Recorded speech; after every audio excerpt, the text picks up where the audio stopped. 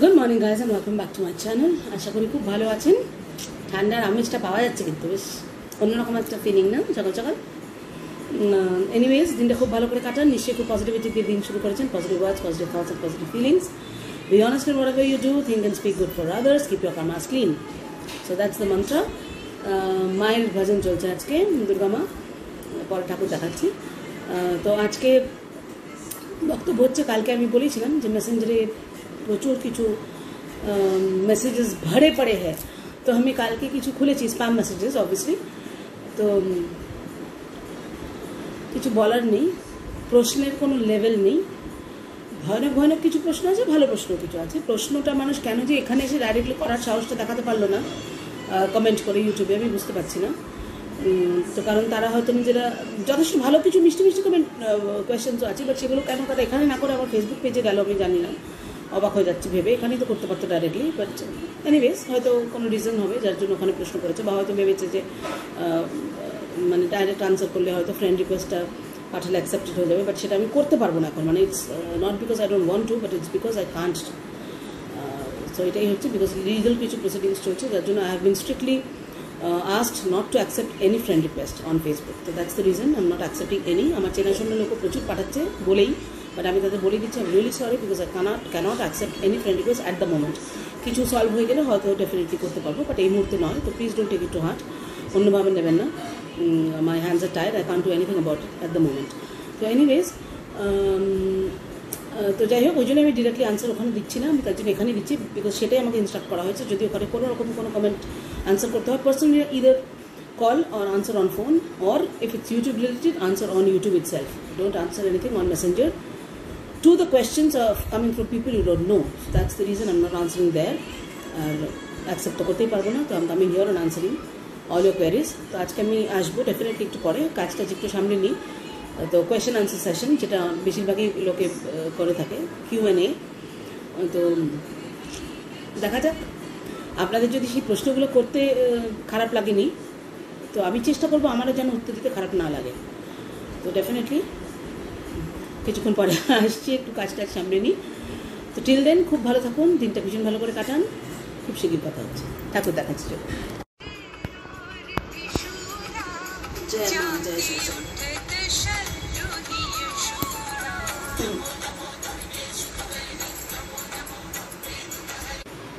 তো ঠিক আছে, দিনটা ভীষণ ভালো করে কাটান, খুব শীঘ্রই আবার কথা হচ্ছে। Bye, take care.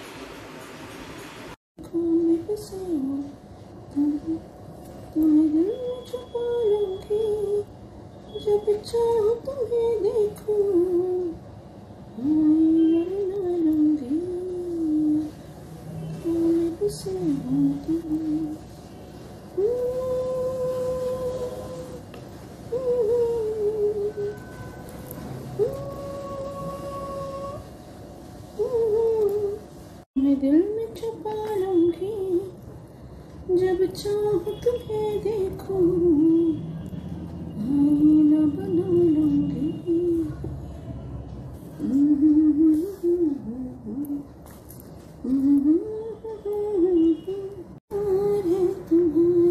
ভালোই লাগছে কালারটা না, চিক চিক চিক চিক চিক চিক চিক চিক, ভালো লাগছে না?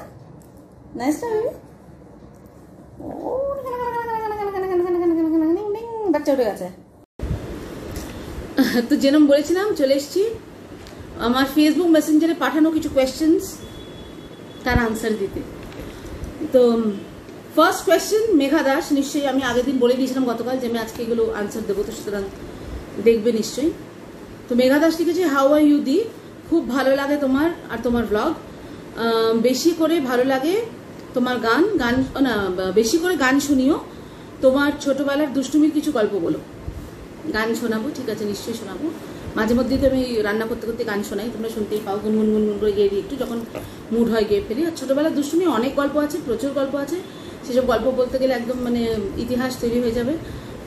তবে ছোট্ট করে বলতে হলে গল্প, হ্যাঁ, বন্ধুবান্ধব যখন খেলতাম দুষ্টুমি করে গান শেখাতে স্যার আসতো, পাছে বিকেলবেলা খেলা বন্ধ হয়ে যায়, গান শিখতে হবে, দৌড়ে গিয়ে পুকুর পাড়ে লুকিয়ে থাকতাম যাতে মা খুঁজে না পায়। সন্ধে হয়ে গেলে মানে 6টার ওখানে খেলাধুলো করে 6টার পর বাড়ি এসে দুঘা পিটিও খেতাম যে স্যার বসে বসে চলে গেল, তুই এলি না কেন, কিন্তু আমি চলে যেতাম তার আগেই, স্যার আসার আগেই। জানি যে গান শেখাতে বসবে, আর গান শিখতে আমার একদম ইচ্ছে করতো না। মা জোর জবরদস্তি শেখানোর জন্য বসাতো, কিন্তু জোর করে কোনো কাজ করালে কারোরই ভালো লাগে না, আমারও লাগতো না। পরের দিকে নিজেরই মনে হতো গান গাইতে ভালো লাগে, তখন গাইতাম। কিন্তু তখন ছোটোবেলা একটা মানে একটা কম্পালশন যখনই হয়ে যেত, করতে হবে এই টাইম এই ডেট, বাধ্যবাধকতা একদম, উইকের এই 2 দিন স্যার আসবে, এই 2 দিনই আমি স্যার আসার আগে হওয়া। তার জন্য বহুত মার খেয়েছি। এছাড়া ছোটোবেলায় আরও অনেক অনেক অনেক অনেক গল্প আছে, সেগুলো একদিন ডেফিনেটলি কোনো একটা দিন সময় সুযোগ করে শেয়ার করবো। তো ঠিক আছে, এই অবধি ভালো থেকো তুমি। সেকেন্ড হচ্ছে অনির্বাণ সরকার। ওকে, ওরে বাবা, ওনার প্রশ্ন হচ্ছে আপনি ফিল্মে ট্রাই করেননি কেন, বাড়ির সাপোর্ট ছিল না?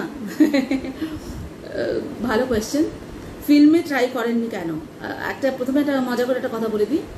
হ্যাঁ, ফিল্মে নাবার জন্য আমার বাড়ি থেকে সাপোর্ট করেনি, কারণ ফিল্ম মানে তো নাবা, মা বাবারা চাইনি যে আমি নাবি। But jokes apart, not that. এটা আমি বলবো যে ফিল্ম ইন্ডাস্ট্রির দুর্ভাগ্য যে আমাকে পায়নি। পেলে হয়তো ইন্ডাস্ট্রির উপকার হতো, ভাগ্য খারাপ, কী বলবো আর বলুন। Anyways, Madhumita M ma'am, ma'am wants to know about you and ইয়রটা আবার কেলেঙ্কারি করে ফেলেছে, ইয়রটা হয়তো বাই চান্স করে ফেলেছে, about you and daddy's marriage. এটার মধ্যে মানে বলার মতো রহস্যের কিছু ব্যাপার নেই।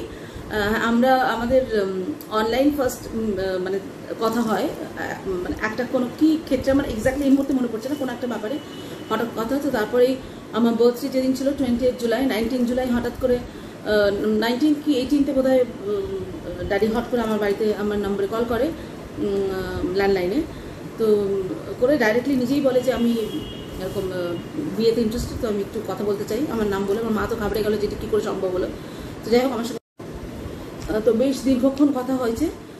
কথা হওয়ার পর আমার মা বললো দাঁড়িয়ে যে আমি তোমার সঙ্গে আমার মেয়ের দিনের পর দিন, মানে এই যে তুমি ফোন করেছো, আজকে করেছো, তার মানে তোমার মনে হবে তুমি কালকেও আবার ফোন করো, আমার মেয়ের সঙ্গে কথা বলো। বাট আমি তো সেটা অ্যালাউ করবো না। তোমার যদি সত্যি বিয়ে করার মতন মেন্টালিটি থাকে, বা তুমি বিয়ে করবে ভেবেই মেয়েদের সঙ্গে কথা বলবে ভাবো, তাহলে আমি চাইবো তোমার ফ্যামিলির যারা তোমার আছেন, মা বাবা বয়োজ্যেষ্ঠ, তারা যারা আমার বাড়িতে এসে আমাদের সঙ্গে কথা বলেন। তো বাবা ফার্স্টে একদমই রাজি হচ্ছিল না যাওয়ার জন্য। এটার পিছনে আমার অন্য ইতিহাস আছে। তার কারণ ড্যাডিকে নাকি অনেক মানে এর অ্যারেঞ্জ ম্যারেজ করানোর জন্য অনেক মেয়ে রেখেছে, একজনকেও সে পছন্দ করেনি। তো বাবা বিতস্ত হয়ে গেছে, ধর একে আর মেয়ে দেখে লাভই নেই, এই নিজে যাক, আগে ভালো লাগবে বলবে তবেই আমরা যাবো। তো আমার মা রাজি হয়নি। তো অটোমেটিক্যালি 21 তারিখ আমার বার্থডে, 21 জুলাই, ওরা 20 তারিখে আমার বাড়িতে আসে তিনজনই। তো এসে বাবা ফার্স্ট কথা বলে আমার সঙ্গে, কথাটা বলার পর মানে এই বাবার কথা বলছে আমার শ্বশুরমশাই, যে 16 আগস্ট একটা ভালো দিন ছিল, ওদিন বিয়ে দিয়ে দাও। তো আমার বাবা বলে যে এটা পসিবল না, আমার 1 মাস টাইমে তো আমি অ্যারেঞ্জ করতে পারবো না, এরকমভাবে হয় নাকি, একটু সময় তো দিতে হবে। আমার মেয়ে যখন আমাকে তো ঠিকঠাক বুঝে সুঝে বিয়ে দিতে ওরকম করে তো দিতে পারবো না। তো তারপরে সেই ডেটা গিয়ে 30 সেপ্টেম্বর হয়, সেটা হচ্ছে পঞ্চমী, দুর্গাপুজো। তো আমাদের যিনি ঠাকুরমশাই আছেন এবং আরও যারা আমাদের মাথার ওপর আছেন, এরকম ঈশ্বরের দূত আমরা যাদের মনে করি, তো তারা অবভিয়াসলি আগেই বলে দিয়েছিল যে আমাকে দুর্গাপুজোর টাইমে বিয়ে দেওয়া দরকার। তো সেই জন্য পঞ্চমীর দিনটাই ফিক্সড হয়। তো বাস, আর তার আগে আমাদের কিছুদিন টাইম ডেটিং চলে, কিছু দিন মানে উইকেন্ডগুলো আমরা মিট করতাম অবভিয়াসলি। আর বিয়েটা ফাইনাল করার জন্য মানে যখন মোটামুটি কথা হয়ে গেছে, বাট তাও মানে যাতে হয়, তো সেই জন্য ড্যাডি আমাকে 21 তারিখে আমার জন্মদিন, আমাকে 20 তারিখে তোরা এসেছিলো। তো 21 তারিখ সকালবেলা ফোন করে বললো, না 20 তারিখে যখন এসেছিলো চলে যাওয়ার সময় বললো কালকে আমার বাড়ি থেকে কেক পাঠাবে, তোমার বার্থডে কেক। তো আমি বললাম সেটা তো পসিবল না, কারণ আমি তোমার বাড়ি চিনি না, পাঠাবো কী করে। তো যাই হোক, 21 তারিখে সকালবেলা একটা ফুলের বুকে একটা অসাধারণ কেক আমার বাড়িতে চলে আসে সারপ্রাইজ গিফট হিসেবে ফ্রম ড্যাডি। তারপর বিকেলবেলা ড্যাডি আমাদের নিয়ে বেরোয়, হঠাৎ করে এসে আমাকে আর আমার বোনকে নিয়ে যায়। তো সে পিসি চন্দ্র থেকে আমাকে একটা ডায়মন্ড প্লাটিনাম আর ডায়মন্ড রিং কিনে দেয়, আর আমার বোনকে আরও খুব ভালো সালোয়ার স্যুট কিনে দেয়। প্রাপ্তি থেকে আমার এখনও মনে আছে দিনটা, নিয়ে প্রচুর বাইরে খেয়ে দেয়, আমরা প্রচুর খাবার দাবার কিনে মার কাছে আসি। আমার মাও পুরো জামাইকে পেয়ে একদম গোলে পুরো হয়ে গেলো যে এত ভালো জামাই তো হতেই পারে না, যে এত এত ভালোবাসে, এরকম একটা ব্যাপার। তো ধরে বেঁধে আমাকে ঝুলিয়ে দেওয়া হয়, এই হচ্ছে গল্প। আর তারপর থেকে it's been a fairy tale. তো ঠিক আছে, থ্যাংক ইউ, ভালো কোয়েশ্চেন। থার্ড হচ্ছে সোমনাথ ব্যানার্জি জিজ্ঞেস করেছে, I like you and enjoy your blogs, আপনার এজ কত? মিস্টার ব্যানার্জি, এটা আপনার জানা উচিত যে মেয়েদের বয়স জিজ্ঞেস করতে নেই, তো সুতরাং আমি সেটা বলবো না। আর আমি যেটা মনে করি, age is in the mind. আমি যদি 80 বছরের হয়ে যাই, আমার মনটা 60 থাকতে পারবে না। আপনি the way you think is the way you age. তো সবসময় যে গ্রে হেয়ার হয়ে গেলে এজ হয়ে গেছে, বা চোখের নিচে ঝুরিয়া হয়ে গেছে বলে এজ হয়ে গেছে, না, মাইন্ডটা ইয়াং রাখতে হবে। আর মেয়েদের বয়স একদম জিজ্ঞেস করবেন না, আমার এমন কিছু এজ হয়নি, বুঝেছেন?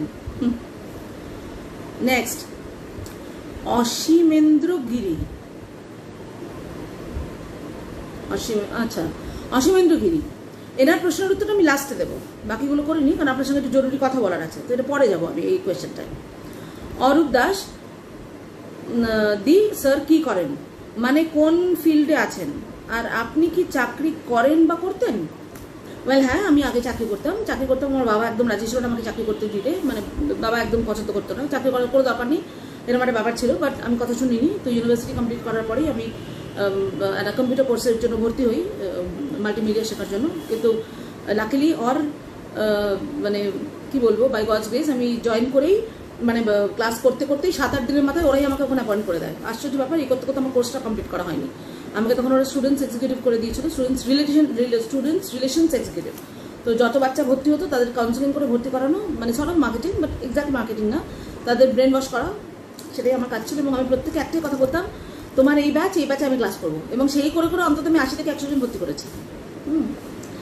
তো ঠিক আছে, এই হচ্ছে, এই করতে করতে আমার ক্লাস করা হয়নি, দুর্ভাগ্য এটা। বাট হ্যাঁ, আর শুধু এটা না, এরপরে আমি আরও 2-3 জায়গায় চাকরি করেছি, এবং সব থেকে বড় কথা আমি আজ অব্দি না, এখন তো বিয়ের পরে আর চেষ্টাই করিনি, তার আগে অব্দি আমি যত ইন্টারভিউ দিয়েছি আমি একটাতেও ফেল করিনি, প্রত্যেকটা ইন্টারভিউ থেকে আমার চাকরি হয়েছিল, বাট আমি সিলেক্ট করেছি যেখানে যেখানে করতে ইচ্ছা হয়েছে। তো এই হলো চাকরি। আর হ্যাঁ, স্যার কী করেন, ড্যাডি কী করে, ড্যাডি হচ্ছে মার্কেট রিসার্চে আছে, ওর ম্যানেজমেন্ট করেছে ও, তো ওর নিজের ফার্ম আছে, মানে মার্কেট রিসার্চ নিজের কোম্পানি আছে, সেই কোম্পানির ডিরেক্টরও, আমিও সেটা একটা ডিরেক্টর, যদিও আমি হাতে কলমে, কারণ আমি কিছু করি না ওর মধ্যে, কারণ মাথা ঢোকাতে পারছি না অত কিছুর মধ্যে, পারি না, তো ওটাই, তো এটাই করে। এবং বিদেশের ম্যাক্সিমাম ক্লায়েন্টসই বাইরে, তোকে সবসময় প্রচণ্ডভাবে বাইরে ট্রাভেল করতে হয়, বাট এই কোভিডের জন্য আপাতত বাইরে ট্রাভেল করছে না, এটাই হচ্ছে ওর মেন কাজ। ওকে, আর এবং সেটার জন্য প্রচুর জায়গা থেকে অনেক অ্যাওয়ার্ডস পেয়েছে, একদিন ভিডিও করে শেয়ার করবো। আচ্ছা, আর একটা হচ্ছে, আচ্ছা নেক্সট কোয়েশ্চেন হচ্ছে ময়ূখ দে, আপনাদের কি লাভ ম্যারেজ না অ্যারেঞ্জড, আর কেন? এটা একটু ট্রিকি কোয়েশ্চেন, এটা বলতে পারেন অ্যারেঞ্জড অ্যান্ড লাভ টুগেদার, কারণ খুব ফাস্ট বিয়ে হয়, 1.5-2 মাসের মধ্যেই আমাদের দেখা হওয়ার, তো দেখা হওয়ার পর থেকে আমরা 2-একবার ডেটিংও গেছি, তো এটা যেভাবে নেয়, মানে এমনও হতে পারতো যে ইচ্ছা, মানে মেশার পরে ভালো লাগতো, তাহলে বিয়ে করতাম না, বাট হ্যাঁ ব্যাপারটা সেটাই হয়েছে, লাভ কাম অ্যারেঞ্জড সেটা বলা যেতে পারে এটাকে। আর তো আমার এটাই ভাগ্যে ছিল, তো সেটা এটাই হয়েছে এবং খুবই ভালোই হয়েছে যা হয়েছে, ভগবান যা করেন ভালোর জন্য। ওকে, তো এবার গোপাল দেবনাথ, আপনাকে কালী পুজো করতে, আচ্ছা রিসেন্টলি, আচ্ছা আপনাকে কালী পুজো করতে মা বলেছিলেন, মানে কি? মা বলেছিলেন মানে আমি একটা স্বপ্ন দেখি যেখানে ভবতারিণী মা, বিকজ আমি চোখ বন্ধ করলে, আজও যখনই আমি চোখ বন্ধ করি মা কালীকে দেখতে পাই, এটা আমার ছোটোবেলা থেকেই আছে। তো আমি স্বপ্নে দেখেছি, মানে স্বপ্ন পাই একটা, যে মা আমি দেখছি যে আমি ঘরে মা কালী পুজো করছি এবং মা হাসছেন, তো আমি সেই জন্য সে পুজোটা করবো, এটা আমি আদেশই পাই সরব কালী পুজো কিছুদিন আগেই, তো সেই জন্য আমি মাথায় রেখেই দিয়েছিলাম যে আমি যেভাবে পারি নিজের মতো করে, কোনো নিয়ম ভেবে নয়, কারণ কোনো নিয়মই জানি না পুজোর, আমার মনে যেরকম দিতে ইচ্ছা হয়েছে ঠিক সেভাবে দিয়ে পুজোটা করি। ওকে, এবার গোপাল দেবনাথ হয়ে গেল। ইশিকা খান, দিদি আপনি তো বলেছিলেন, আচ্ছা আপনি তো বলেছিলেন লাইভ ভালো করার জন্য চ্যানেল করবেন, কবে করবেন দিদি? হ্যাঁ ভেবেছিলাম পুজোর মধ্যেই স্টার্ট করবো, বাট সামহাও আমি বুঝতে পারছি না আমি ইউটিউবে আর কতদিন কন্টিনিউ করতে পারবো, কারণ হচ্ছে আমি রেস্টুরেন্টে আবার রিস্টার্ট করেছি, আর প্লাস আমার মেয়েরও প্রজেক্ট প্রচণ্ডভাবে চলে আসছে, পড়াশোনার প্রচণ্ড চাপ, তো সুতরাং আমি জানি না আমি আর কতদিন এটাও কন্টিনিউ করতে পারবো, বাট হ্যাঁ ওটা আমার মাথায় আছে, ডেফিনেটলি কোনো একদিন ইচ্ছলে ধুম করে শুরু করে দেবো, আপনাদের জানিয়ে দেবো অবভিয়াসলি। ভালো ভালো টিপস আমার কাছে যা আছে, আমি যতটা জানি মানুষের উপকারের জন্য, সেটা যদি লাগে আমি ডেফিনেটলি শেয়ার করতে একদম এক পায়ে খাড়া, আমি চেষ্টা করবো খুব শিগগিরই সেরকম ব্যবস্থা একটা কিছু যদি করতে পারি। আর তো বাস এই আমি মাথায় রইল, ডেফিনেটলি আমি ট্রাই করবো। আশিস হালদার, ম্যাম আপনার ফেভারিট ফুড, আপনার ফেভারিট আর্টিস্ট, ফেভারিট সিঙ্গার, তার একটা কোনো গান একটু শোনাবেন? আচ্ছা আমার ফেভারিট ফুড ব্যাপারটাই আমার ফেভারিট, আমি সব খেতে ভালোবাসি, তবে হ্যাঁ ওই সব জন্তু জানোয়ার পোকামাকড় ওসব নয়, আমি খালি চিকেনে আটকে আছি, মাটনটা আমি খাই কম, সবচেয়ে বেশি ভালোবাসি এগ, আর আমার মোস্ট ফেভারিট ফুড হচ্ছে নুডলস আর বিরিয়ানি। ওকে, আর তাছাড়া আমি মানে চিজ আমি ভীষণ ভালোবাসি, চিজ খেতে, মেয়োনিজ খেতে, ঘি খেতে, এগুলো আমার খুব ফেভারিট, সে আমার চেহারা দেখেই লোকে বুঝতে পারবে। Favourite singer always Mohammad Rafiji, Sonu Nigam, Kishore কুমারও ভালো লাগে, অরিজিৎ সিংও ভালো লাগে, বাট সোনু নিগম আমার সবসময় অল টাইম ফেভারিট। আর মিকার কিছু গান ভালো লাগে, সেটা মুডের ওপর ডিপেন্ড করে। তো সোনু নিগমই আমার সব থেকে ফেভারিট। সোনু নিগমের একটা গান, ইস কদর প্যার হ্যায় তুমসে हमसफर अब तो जीते हैं हम बस तुम्हें देख कर, तुम्हारी हर अदा तुम्हारी हर नजर ये क्या कहने लगी, तुम्हें है क्या खबर, इस कदर प्यार है तुमसे हमसफर। আর হ্যাঁ, মনে পড়েছে এখন মিকার একটা গান, সামর মে লগ গই আগ দিল মেরা। Okay, thank you for the question. Next আসছে, বাবা এত প্রশ্ন আমি ভাবতে পারছি না আপনারা কেন ইউটিউব চ্যানেলে কমেন্ট করতেন না, আমার তো একটু ভালো হতো সেটা করলে। এরপর হচ্ছে ওখানে কমেন্ট করবেন। এরপর হচ্ছে Subhadip Dutta,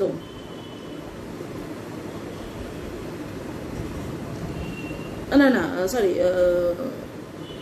sorry sorry Ashis Haldar phone করেছিল, আপনার ফেভারিট ফুড কি। হ্যাঁ, রেখা ফোন করেছে, হ্যালো ডিয়ার, আপনার বাঙাল ভাষা খুব ভালো লাগলো, আরও বলবেন।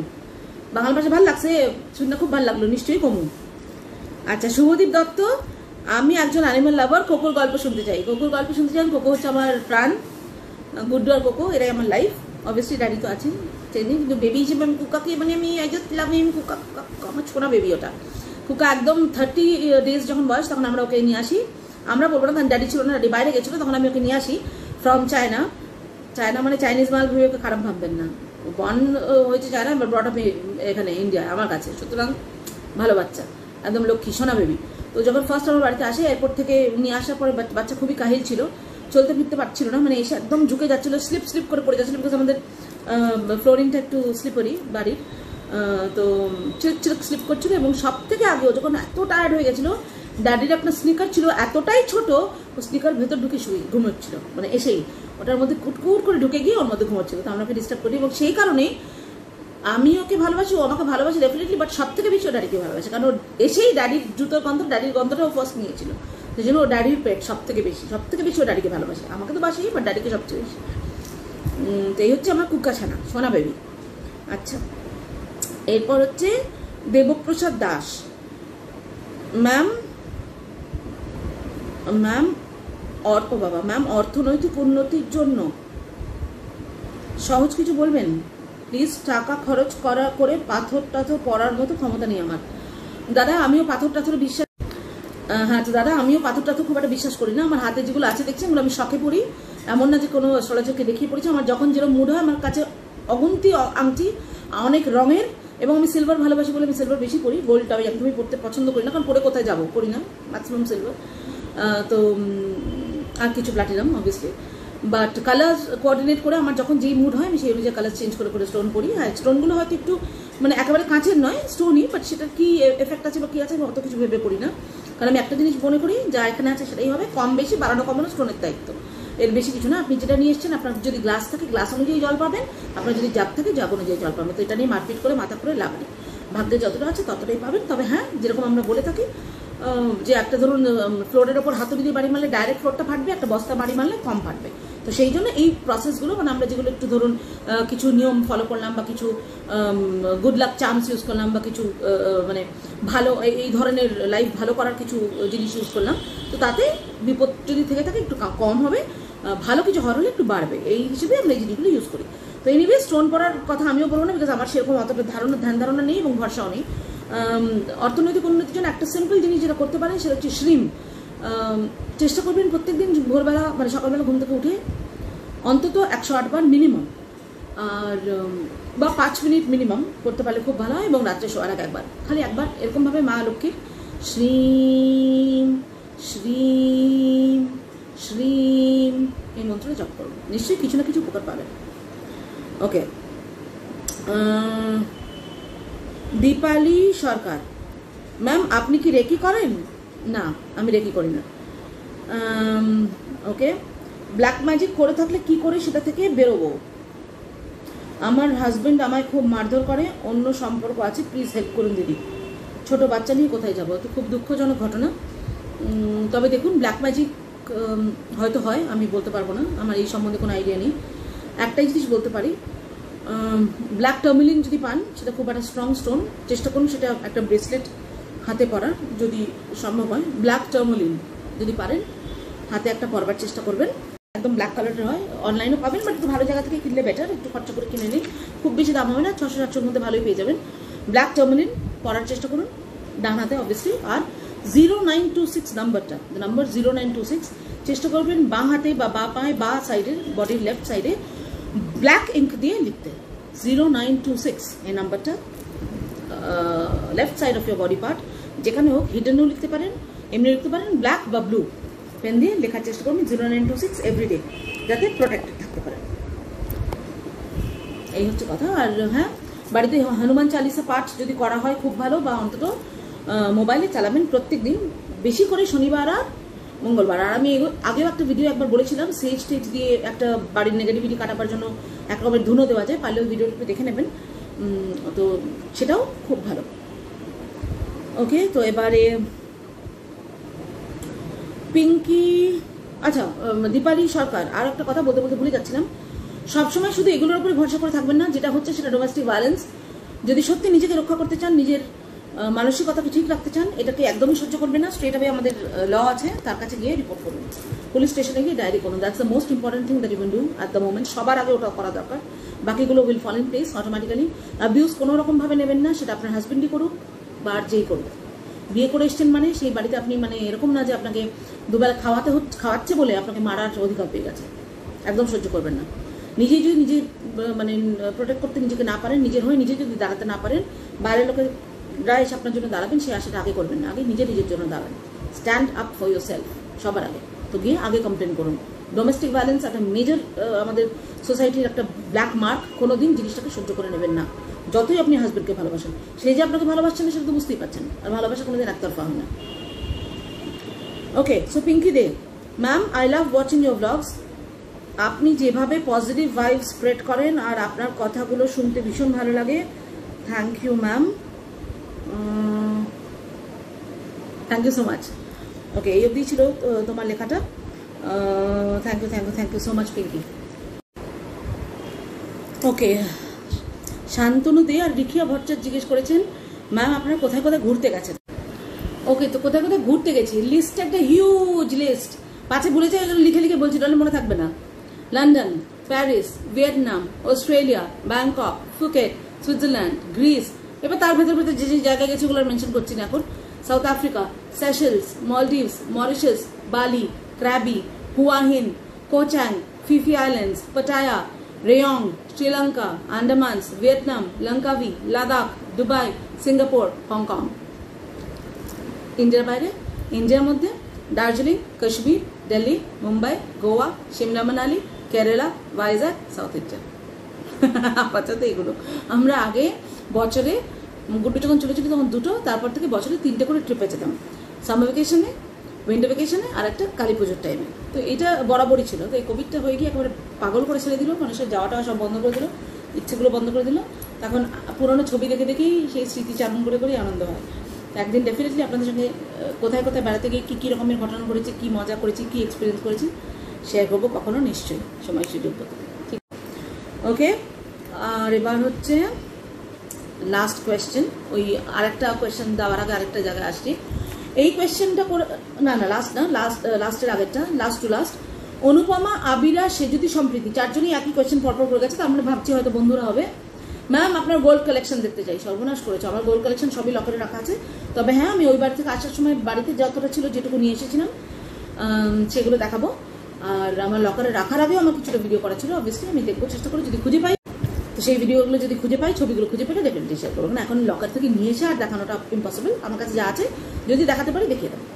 এই বাড়িতে আর কিচ্ছু নেই, সমস্ত তুলে দিয়ে এসেছি পুজোর পর। ওকে, কারণ বিজয়ের দিন যতটুকু লাস্ট অব্দি পড়েছি পড়ে সব রেখে এসেছি।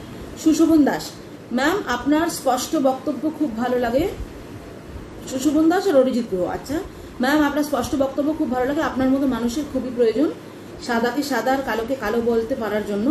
বন্ধুত্বের বিশ্লেষণটা খুব ভালো লাগলো, আচ্ছা গতকাল দেখেছেন, থ্যাংক ইউ। আপনার ফ্যামিলি, আপনার বাড়ি ঘর, আপনি সবাই খুব সুন্দর এবং পজিটিভ, থ্যাংক ইউ। আপনার কাছে এই তো আপনার কাছে শোভন বৈশাখী জুটির ব্যাপারে কিছু শুনতে চাই, অবশ্যই যদি আপনার আপত্তি না থাকে। জানি না আমাদের নাম বলে এই কন্টেন্টটার আনসার দেবেন কিনা, তবু আশা রাখলাম যে দেবেন। ভালো থাকবেন ম্যাম। অনেকের একটা অসাধারণ গান এসেছে, আমি তোর শোভনী তুই আমার বৈশাখী, গানটা আমার প্রচন্ড পছন্দ হয়েছে। একটাই কথা বলবো, এই ব্যাপারে আমি বেশি কিচ্ছু বলতে পারবো না। একটাই কথা বলবো, ওনাদের ভালোবাসা দীর্ঘজীবী হোক। কারণ ভালোবাসার কোনো ধর্ম নেই, আমি এটা মনে করি, আমি সত্যি এটা বিশ্বাস করি। ভালোবাসার কোনো ধর্ম নেই, কোনো জাতপাত নেই, কোনো সময় নেই, কোনো বয়স নেই। প্রেমের লিমিটেশন আছে, প্রেম ক্ষণস্থায়ী আমি মনে করি। ভালোবাসা একটা অনেক বড় টার্ম। ভালোবাসাটা যদি সত্যি ভালোবাসাই হয়, প্রেম না হয় যে আজকে চোখের দেখা ভালো লাগলো বা একটা লাস্ট, সেটা হচ্ছে প্রেম। আজ আছে কাল নাও থাকতে পারে। আজকে তোমাকে দেখে প্রেমে পড়লাম, কালকে ওকে দেখে প্রেমে পড়লাম, যেটা আমাদের হামেশাই হয়। একটা টিভি স্ক্রিনে অসাধারণ আর্টিস্ট, ওফ কি ভালো লেগে গেল, ভালোবাসা না, সেটা প্রেম, দ্যাটস ইনফ্যাচুয়েশন। সেটা প্রেম, আজ আছে কাল নাও থাকতে পারে। কিন্তু ভালোবাসা, ভালোবাসি ভালোবাসি, এই কথাটার একটা গভীরতা অনেক বেশি। তো ওনারা যেটা করেছেন এটা একটা দৃষ্টান্ত, অনেকে ভালোভাবে নেবেন, অনেকে খারাপভাবে নেবেন। তবে আমি এটাই মনে করি, ভালোবাসা তখনই মানে পূর্ণতা পায় যখন সেটা অন্য কাউকে আঘাত দিয়ে না হয়। তো যদি আমি নিজের স্বার্থে ভালোবাসি, লোককে বোঝাই সেটা ভালোবাসা, তার জন্য আমি দুনিয়ার সঙ্গে লড়ে গেলাম, কিন্তু পেছনে আমার কোনো স্বার্থ প্লে করছে, তাহলে অবভিয়াসলি সেটা ভালোবাসা নয়। তো ওনাদেরটা কি আমি জাস্টিফাই করতে পারবো না। ওনারা দুনিয়ার এগেনস্টে গিয়ে, সবার এগেনস্টে গিয়ে যেভাবে জিনিসটা নিজেদেরটা প্রচার করছেন, যদি সেটা সত্যি ভালোবাসা হয়ে থাকে তাহলে ভালো কথা। ওই যে বলি, সবাইকে ঠকানো যায়, ভগবানকে ঠকানো যায় না। ওনারা মনেই জানেন ওনারা কী করছেন। তবে সেই ভালোবাসার কারণে তাদের আগেকার বেটার হাফসরা তারা যাতে দুঃখ না পায়, সেটা তাদের দেখেই জিনিসটা ব্যবস্থা নেওয়া উচিত ছিল। আমি মনে করি ডিভোর্স করে করাটা উচিত ছিল। হয়ে গেছে কিনা অবশ্যই জানি না, কারণ ওনাদের খবর আমি রাখি না। গানে মেমসে যেটুকু দেখতে পাচ্ছি, হতেই পারে গভীর ভালোবাসা, আর বয়সটায় ভালোবাসা মেজার করা যায় না। তো সুতরাং তারা যেটা করছে সেটা তাদের ইচ্ছে অনুযায়ী করছে। আমি আপনি সেটাকে নিয়ে জাজ করার কেউ নই। অল দ্য বেস্ট, যারা যা করছেন বুঝেই করছেন। ভালো থাকবেন আশা করি। তো ঠিক আছে, মম চিত্তে নিতে নিতে কেঁদে না আছি,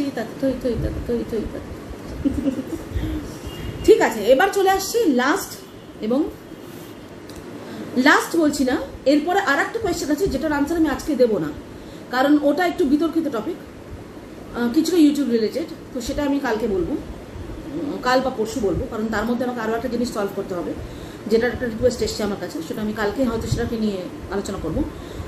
আর যেটা আমার মেসেঞ্জারে কোয়েশ্চেন এসেছে সেটা একটু বেশ একটু ঘোরেল ব্যাপার, ঘোরানো ব্যাপার। ঘোরেল মানে আমি দোষ দিয়ে কাউকে বলছি, মানে একটু মানে পেঁয়াজি টাইপের ব্যাপার, মানে একটু জিলিপির প্যাচ টাইপের, মানে অনেক কিছু বলতে হবে হয়তো ব্যাপারটায়, অনেক রকমের কোয়েশ্চেন ওটা। তো সেটা আমি হয়তো পরশু দিন টেক আপ করবো। আর কালকে একজন আমার কাছে সাহায্য চেয়েছেন, সেই ব্যাপারটা নিয়ে আলোচনা করার আছে, দেখছি।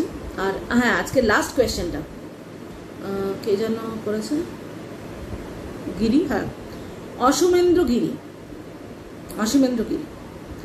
You are beautiful and attractive.